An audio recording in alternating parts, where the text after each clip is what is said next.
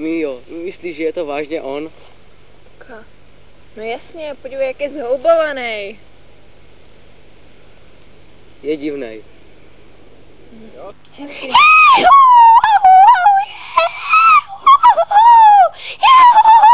A toho vážně chceš jít sledovat? Jasně, jak jinak zjistíme jeho tajemství? To je fakt. Tak ať nám neuteče.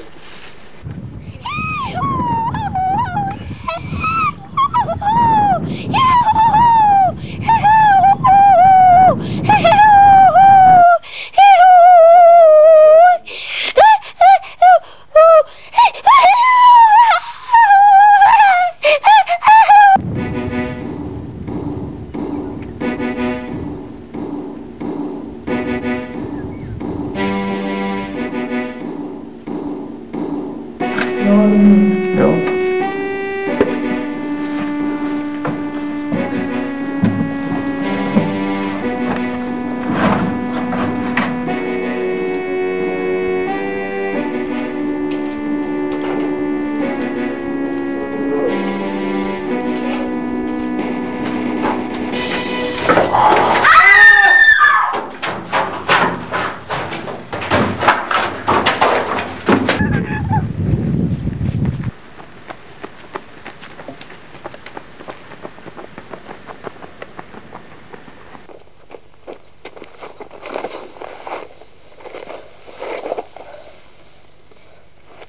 Ty se z toho dětka lekla?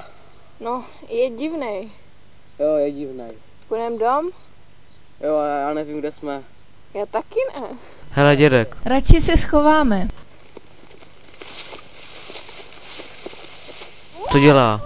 Asi chce, abychom šli za ním. Tak jdeme, možná se konečně dozvíme jeho tajemství.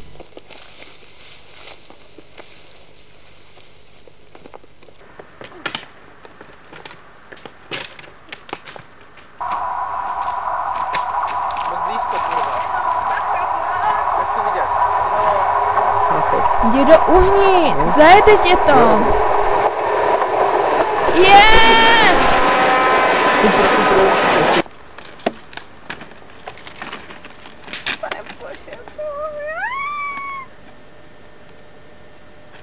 A je po dědovi.